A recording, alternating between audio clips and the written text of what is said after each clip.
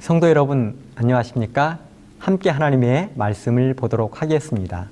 여호수아 3장 1절부터 6절까지 있는 말씀입니다. 여호수아가 아침에 일찍 일어나서 이스라엘 사람들로 더불어 시딤에서 떠나 요단에 이르러서는 건너지 아니하고 거기서 유숙하니라.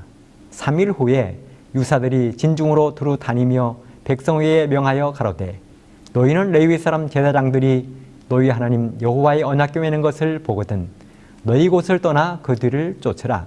그러나 너희와 그 사이 상거가 2000규빗쯤 되게 하고 그것에 가까이 하지는 말라. 그리하면 너희 행할 길을 알리니 너희가 이전에 이 길을 지나보지 못하였음이니라. 여호수아가 또 백성에게 이르되 너희는 스스로 성결케 하라. 여호와께서 내일 너희 가운데 기사를 행하시리라. 여호수아가 또 제사장들의 일러 가로되 언약궤를 메고 백성 앞서 건너라 하매 곧 언약궤를 메고 백성 앞서 나아가니라. 성도 여러분, 행복하고 평안한 하루 되셨습니까? 사실 제가 이렇게 질문을 드리고 있지만 요즘 정말 마음이 편하고 행복한 사람들이 얼마나 될까요? 이 땅의 거의 모든 사람들이 힘들고 지친 하루하루를 보내고 있는 것이 현실입니다. 하지만 그럼에도 불구하고 하나님이 우리와 함께 하시고 우리가 하나님과 함께 하면 여전히 이 땅은 살만한 세상이고 행복과 평안을 찾을 수 있을 것입니다. 오늘은 조금 전에 읽은 말씀을 중심으로 내 인생에 하나님이 신호등을 켜시면 이런 제목의 말씀을 준비해 보았습니다. 오늘날은 굉장히 바쁘고 빠르게 살아가는 시대입니다. 그래서 젊은이들 사이에 집은 없어도 자동차를 먼저 마련하는 시대로 알려져 있습니다. 시골에 살아도 아무리 가난해도 집집마다 한두 대의 자동차를 가지고 있습니다. 남자들이 필수로 지갑에 넣고 다녀야 할 세 가지가 있다 하지요. 주민등록증, 카드 한 장, 운전면허증. 하지만 이것도 옛말입니다. 이제는 이 땅의 모든 여자분들도 이 세 가지가 보편화된 세상입니다. 요즘 저희 집사람도 나이 먹어 운전 연습하느라 진땀을 빼고 있습니다. 그런데요, 조금 익숙해지더니 시도 때도 없이 운전대를 달라고 해서 난감할 때가 한두 번이 아닙니다. 이렇게 하는 목적은 딱 한 가지입니다. 빨리 가겠다는 것입니다. 빨리 다니겠다는 것입니다. 하지만 이런 운전자들이 반드시 지켜야 될 것이 있지요. 바로 신호등입니다. 아무리 바쁘고 시간이 없어도 신호등은 반드시 지켜야 하는 것입니다. 만일 어느 누군가가 신호등을 무시하는 순간 사고가 나거나 아니면 벌금을 물게 될 것입니다. 그런데요, 요즘은 신호등을 어기고 운전하는 그런 사람들을 너무도 쉽게 볼 수 있습니다. 어쩌면 우리 가운데에서도 신호등을 한두 번이라도 어기고 질주했던 경험이 있을 것입니다. 그런데요, 우리들의 신앙생활에도 하나님의 신호등이 있다는 것을 아십니까? 멈추라는 빨간 등, 조심하라는 노랑 등, 전진하라는 초록색 등이 있다는 것을 기억하십니까? 빠르고 급히 살아가는 현대인들에게 신호등을 제대로 지키는 것은 때로 힘든 일일 것입니다. 그러다 보니 그것이 습관화되어서 하나님의 시간, 하나님의 타이밍을 기다리는 것도 마찬가지일 때가 종종 있습니다. 하지만 우리는 하나님의 신호등을 정확히 따르는 것, 하나님의 음성이 들릴 때까지 멈추어 서서 하나님의 신호등을 기다리는 것이 매우 중요합니다. 오늘 우리가 읽은 본문의 말씀은 드디어 이스라엘 백성들이 가나안 땅으로 출발하는 이야기입니다. 가나안 땅에 정탐을 갔던 두 명의 정탐꾼들이 가져온 소식은 여호수아를 비롯해서 이스라엘 백성들을 흥분시키고도 남았습니다. 그 소식의 내용이 무엇이었습니까? 기생 라합이 들려주었습니다. 여리고의 백성들은 오래전부터 이스라엘의 하나님이 하신 일들을 듣고 마음이 녹았다는 것입니다. 겁을 잔뜩 먹고 두려워 떨고 있다는 것입니다. 여호수아 2장 23절로 24절의 말씀에 보면 그 두 사람이 돌이켜 산에서 내려와 강을 건너 눈의 아들 여호수아에게 나와서 그 당한 모든 일을 고하고 또 여호수아에게 이르되 진실로 여호와께서 그 온 땅을 우리 손에 붙이셨으므로 그 땅의 모든 거민이 우리 앞에서 간담이 녹더이다. 그렇습니다. 이미 여리고의 백성들은 간담이 서늘하게 녹아 있었습니다. 겁을 잔뜩 먹고 있었습니다. 꼬리를 내리고 있었습니다. 이미 싸움이 끝난 것이나 마찬가지였습니다. 이 보고를 들은 여호수아는 불현듯 40년 전의 일이 생각났을 것입니다. 40년 전에 자기도 다른 11명의 정탐꾼들과 함께 가나안을 정탐했던 그런 적이 있었습니다. 그런데 그때 자신과 갈렙을 제외한 나머지 10명의 정탐꾼들은 보고하기를 우리는 그들 앞에 메뚜기같이 힘이 없고 보잘것없는 존재라고 보고를 해서 하나님과 모세 그리고 이스라엘 백성들을 실망시키고 낙담시켰습니다. 그리고 그 일로 인해서 그들은 40년이란 긴 세월을 광야 메마르고 건조한 곳에서 고생을 했습니다. 그런데 지금 2명의 정탐꾼들이 가져온 보고는 여호수아와 백성들을 흥분시키고 있는 것입니다. 여리고의 백성들이 이스라엘 백성들의 이야기로 간담이 서늘하고 녹아버렸다는 것입니다. 이 이야기를 듣자마자 여호수아가 보인 반응이 있습니다. 여호수아 3장 1절에 보면 여호수아가 아침에 일찍 일어나서 이스라엘 사람들로 더불어 시딤에서 떠나 요단에 이르러서는 건너지 아니하고 거기서 유숙하니라. 그렇습니다. 아침 일찍 머물러 있던 시딤을 떠나 요단강에 도착했다는 것입니다. 그런데 요단강에 도착한 여호수아와 이스라엘 백성들은 요단강을 건너지 아니하고 그곳에서 유숙했습니다. 그냥 곧장 달리지 않고 멈췄다는 것입니다. 여러분, 바로 눈앞에 보이는 가나안 땅, 그들이 얼마나 그리워하고 들어가고 싶었던 그 땅입니까? 그곳에 오기 위하여 그들은 자신들의 생활 터전이었던 애굽을 떠나 40년을 광야에서 온갖 고생을 타했습니다. 그런데 그 가나안이 바로 그 코앞에 있는 것입니다. 멀어도 몇백 미터, 가깝게는 몇십 미터 앞에 가나안 땅이 보이는 것입니다. 제가 출장으로 중국 연길에 간 적이 있었습니다. 그랬더니 그곳에 계시는 한 장로님께서 저를 두만강변으로 데리고 가셨습니다. 정말 저도 꼭 가고 싶었던 곳이었습니다. 두만강변, 북녘 땅이 코앞에 보이는 바로 그곳까지 가게 되었습니다. 얼마나 북한 땅이 가까운지, 가장 가까운 곳은 돌멩이를 던지면 북한 땅에 떨어질 만큼 가까운 곳까지 데리고 가셨습니다. 가슴이 두근두근하고 심장이 오그라드는 기분이었습니다. 불과 몇십 미터 앞에서 북한 병상들이 보초를 서고 있는 모습이 보였습니다. 어린아이들이 길거리에서 장난을 치고 두만강변에 여인들이 내려와 빨래를 하고 있었습니다. 제가 그저 양말을 벗고 바지가랑이를 걷어 올리고 그곳에 들어서면 단 몇 분 만에 도착할 짧은 거리였습니다. 큰 소리로 여보세요라고 외치면 손을 들어 흔들어 대답할 것 같은 거리였습니다. 저를 안내하신 장로님이 말씀하시기를 조심하라고 주의를 주셨습니다. 사진을 함부로 찍지 말고 찍고 싶으면 눈에 띄지 않게 조심해서 찍으라는 것입니다. 그렇게 사진을 몇 장 찍고 도망치듯 그 자리를 저는 떴습니다. 그런데 이스라엘 백성들이 바로 그 지점에 도착한 것입니다. 그런데요, 성경은 기록하기를 요단에 이르러서는 건너지 아니하고 거기서 유숙하니라 하고 기록을 했습니다. 멈춰 섰다는 것입니다. 유숙, 곧 다시 천막을 치고 잠을 잤다는 것입니다.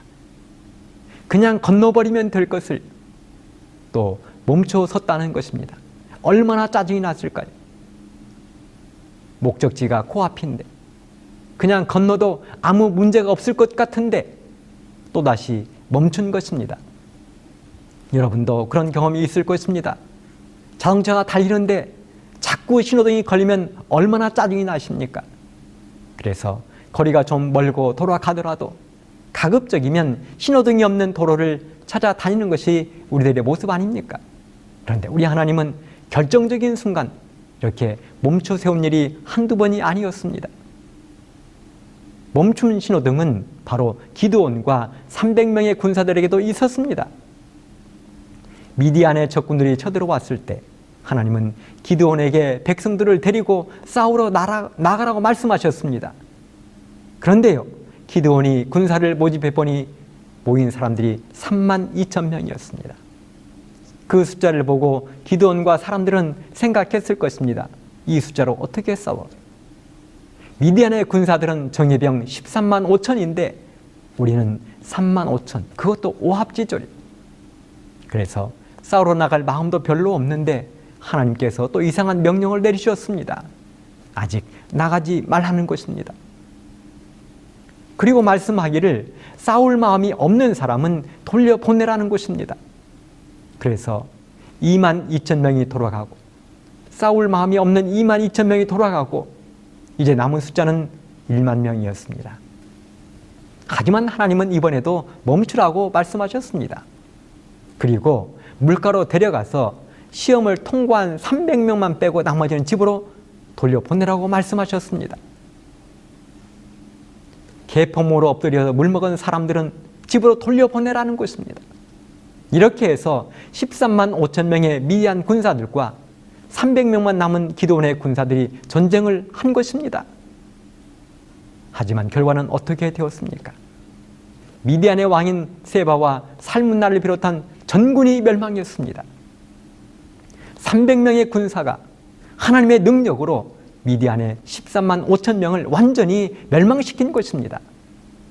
그렇습니다. 하나님이 멈추라, 주의하라, 가라 하는 데는 이유가 있습니다. 그런데 사람들은 하나님의 시간, 하나님의 타이밍을 잘 기다리지 않을 때가 있습니다. 멈추라 하면 멈추고 기다리라 하면 기다리고 가라 하면 가야 하는데 조급증이 나면서 기다림의 신호인데도 멈추지 못하고 달리는 경우가 있습니다. 놀랍게도 믿음의 조상이라 불리우는, 믿음의 아버지라 불리우는 아브라함도 그런 적이 있습니다. 하나님이 갈대우르에 살고 있던 아브라함을 부르면서 했던 언약이 있습니다.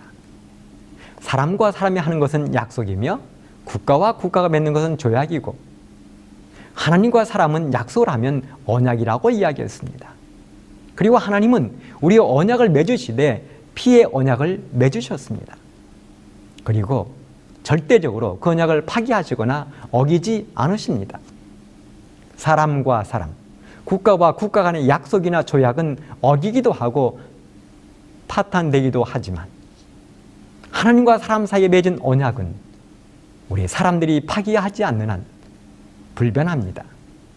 하나님은 언약을 맺으실 때 양이나 짐승을 잡아 쪼개시지요. 이유가 있습니다. 언약을 파기하면 이렇게 쪼갠다는 것입니다. 그래서 하나님은 절대로 우리와 맺은 언약을 파기하지 않으십니다. 우리는 수시로 파기해서 쪼개도 벌써 수백 번은 쪼개져야 할 사람들이지만 하나님은 단 한 번도 우리들과 맺은 피의 언약을 파기해 본 적이 없습니다. 그 하나님께서 하루는 아브라함을 불러서 언약을 맺으셨습니다. 창세기 12장 1절로 2절에 보면 여호와께서 아브라함에게 이르시되 너는 너의 본토 친척 아비집을 떠나 내가 너에게 지시할 땅으로 가라. 내가 너로 큰 민족을 이루고 너에게 복을 주어 너의 이름을 창대케 하리니 너는 복의 근원이 될지라. 뭐라고요? 내가 너에게 지시하는 땅으로 가면 너는 큰 민족을 이룰 것이고 너의 이름이 창대케 될 것이며 너는 복의 근원이 될 것이라는 것입니다. 얼마나 놀라운 약속입니까? 이때 아브라함의 나이는 75세였습니다.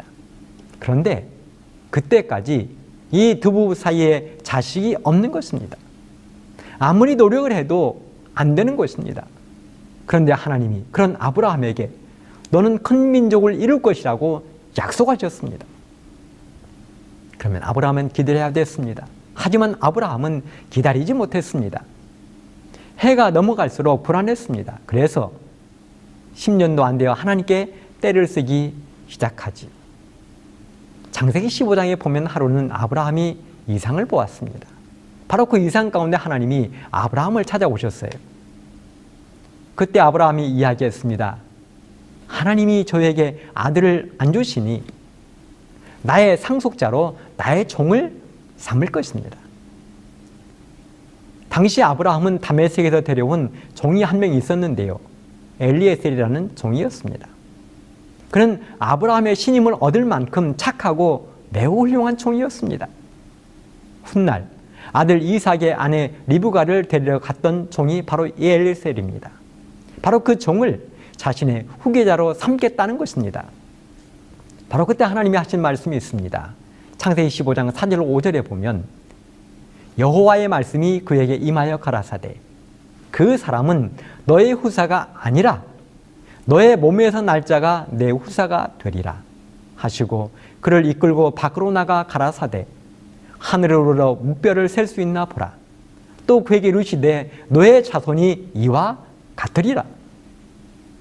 하나님은 분명히 말씀하시기를 너의 몸에서 난 자라야 너의 씨가 된다고 말씀하셨어요. 그리고 그 숫자는 하늘의 무별처럼 온 세상에 가득하겠다는 것입니다. 그러면 하나님의 그 언약을 믿어야 되지 않겠습니까? 그런데 아브라함이 무슨 일을 합니까? 창세기 16장 3절에 보면 아브라함의 아내 사라가 그 여종 애굽 사람 하갈을 가져 그 남편 아브라함에게 첩으로 준 때는 아브라함이 가나안 땅에 거한 지 10년 후이었더라. 그렇습니다. 10년을 못 기다리고 자기들끼리 의논해서 자식을 만든 것입니다. 10년, 20년, 아니 100년이 지나도 하나님의 언약을 믿고 기다려야 하는데 기다리지 못한 것입니다. 그렇게 태어난 아들이 바로 이스마엘이었습니다. 오늘날의 아랍 족속의 시조가 된 사람이지요. 그리고 이스마엘의 출생은 아브라함의 가정에 두고두고 비극이 되었습니다. 하지만 그것으로 끝나지 않았습니다. 이스마엘의 출생은 오늘날 인류의 비극이 되었습니다. 오늘날 중동에서 벌어지는 유대인들과 아랍 족속들의 전쟁의 뿌리입니다. 기독교와 이슬람 종교로 나누어진 비극의 뿌리입니다. 이 모든 것의 시작이 바로 아브라함이 하나님의 출발 신호등을 기다리지 못한 데서부터 시작되었습니다.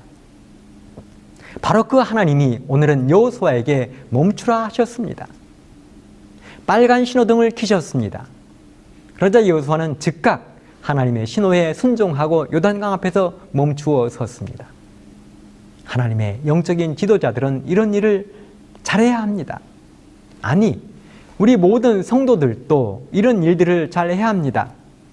하나님의 음성 듣는 일을 잘해야 합니다. 하나님이 가라 하시는지, 기다리라 하시는지, 멈추라 하시는지를 잘 들어보아야 합니다. 사실 하나님이 주신 기별 메시지가 없으면 우리는 어떤 사업을 해도 망할 것입니다. 잠시 잘 되는 것처럼 보여도, 형통하는 것처럼 보여도 끝내는 불행해지고 망할 것입니다. 순간적으로는 잘 되는 것처럼 보일지라도 반드시 실패하고 망하게 되어 있습니다. 하지만 하나님의 능력이 함께하면 돌아가고 멈추고 기다려도 성공하고 승리하게 되어 있습니다. 그렇다면 하나님은 어찌하여 여호수아에게 멈춘 신호등을 켜셨을까요? 첫째는 철저한 준비를 위해서입니다. 요단강을 건너기 전에 이스라엘 백성들의 수는 20살 넘은 장정만 60만 명이었습니다. 그 당시는 산하 제한도 없었을 것이기에 한 집에 4명씩만 계산해도 200만 명 이상은 좋게 되었을 것입니다. 거기다가 애굽에서부터 끌고 나온 수많은 짐승들은 번식을 해서 숫자가 이루 헤아릴 수 없을 만큼 많았습니다. 적어도 200만 명 이상의 사람과 수백만에 이르는 짐승들로 정신이 하나도 없었을 것입니다. 그런데요, 그 숫자가 모두 다 건장한 젊은이만 있는 것이 아닙니다. 어린아이들, 노인들, 환자들, 수많은 인간 군상들이 섞여 있는 것입니다. 이 사람들이 시딤에서 요단까지 약 40리를 이동해 왔습니다. 그래서 하나님은 요단을 건너기 전에 마지막으로 그들을 정리시켜야 했습니다. 그들은 먼저 자신들이 지금까지 이동해온 애굽에서 이곳까지의 여정을 다시 한번 정리했을 것입니다. 그들이 이동해온 40년의 세월을 그들은 다시 한번 돌아보았을 것입니다. 그들은 무수한 사건들을 겪었습니다. 애굽에서는 하나님의 무서운 열재앙이 애굽 땅과 사람들에게 내리는 것을 목격했습니다. 그들은 그 후손입니다. 홍해 바다 앞에서 절체절명의 순간에 하나님이 가르신 홍해 바다를 그들은 보았습니다. 그리고 그들이 그 후손입니다. 반석을 열어 물을 내쉬고 아침마다 들에 나가면 하얗게 깔려있는 만나를 거둘 수 있었습니다. 사나운 들짐승과 불뱀들로부터 공격을 받았고 이방 민족들과 전쟁을 치루었습니다. 단 일주일 정도면 들어갈 수 있는 가나안 땅을 바로 지척에 두고 한 번의 실수로 40년의 세월을 광야에서 보냈습니다. 그들은 이렇게 3일 동안 요단강가에 머무르면서 그들의 지나온 과거를, 지나온 일들을 다시 한번 돌아보면서 이제는 다시는 실수하지 않으리라는 마음의 준비를 철저히 하는 시간을 가졌을 것입니다. 두 번째는 하나님의 언약을 다시 한번 되새겨보는 시간을 가졌을 것입니다. 3일 후에 유사들이 진중으로 다니며 백성에게 명하여 가로되 너희는 레위 사람 제사장들이 너희 하나님 여호와의 언약궤 매는 것을 보거든 너희 곳을 떠나 그 뒤를 쫓아라. 여호수아가 또 제사장들에게 일러 가로되 언약궤를 메고 백성 앞서 건너라 하매 곧 언약궤를 메고 백성 앞서 나아가니라. 하나님이 말씀하셨습니다. 언약궤를 메는 것을 보거든 너희가 있는 곳을 떠나 그 뒤를 따르라고요. 언약궤는 하나님이 임재하시던 곳이었습니다. 언약궤를 덮는 뚜껑이 있잖아요. 시운자라고 그러잖아요. 베풀시, 은혜은 자리좌. 하나님이 은혜를 베푸는 자리였습니다. 그처럼 이곳에서 하나님은 대제사장을 통하여 이스라엘 백성들의 죄를 사해 주시고 은혜를 베푸셨습니다. 그리고 그 언약궤 안에는 세 가지의 귀중한 보물이 있었죠. 하나님의 거룩한 품성의 사본인 십계명과 하나님께 반역했던 고라의 후손들을 응징했던 아론의 쌍난 지팡이, 이스라엘 백성들을 40년 동안 굶주리지 않도록 먹여 살렸던 만나를 담은 항아리. 그래서 이스라엘 백성들은 요단 강가에서 마지막으로 언약궤를 바라보면서 하나님이 베풀어 주신 은혜를 생각했던 것입니다. 그렇다면 하늘 가나안에 들어가기 원하는 우리들은 여기서 어떤 교훈을 배워야 할까요? 그것은 바로 우리들도 매일매일을 우리의 신앙을 되돌아보는 삶을 살아야 한다는 것입니다. 매일매일 우리들에게 베푸시는 하나님의 은혜에 감사하는 생애를 살아야 한다는 것입니다. 오늘 여러분에게 하나님은 어떤 신호등을 켜셨습니까? 초록색 등이 들어왔으면 멈추지 말고 달리십시오. 하늘 가나안을 향하여 힘차게 달리십시오. 노란색 등이 들어왔으면 잠깐 멈추십시오. 주의하십시오. 붉은색 등이 들어왔으면 멈추어서 나 자신이 어떤 삶을 살고 있는지 깊은 생각을 해보시기 바랍니다. 그리고 하나님께 자신을 드리기로 결심하는 시간을 살아보게 되기를 간절히 바랍니다. 그런 삶을 하나님이 나의 삶의 신호등을 켜시면 그런 삶을 살기로 결심하시는 여러분과 제가 되기를 간절히 바라면서 말씀을 마치겠습니다. 감사합니다. 하나님 우리 아버지, 오늘 또 귀한 말씀을 주셔서 감사합니다. 들은 이 말씀대로 실천하며 살 수 있는 저희가 될 수 있도록 함께하여 주시옵소서. 하나님이 멈추라면 멈추고 가라 하면 가고 뒤돌아보라 하면 뒤돌아볼 수 있는 신앙을 통해서 저희의 삶이 하나님의 아름다운 신앙으로 꼴리워질 수 있도록 함께하여 주시기를 예수님의 이름으로 간절히 기도하옵나이다. 아멘.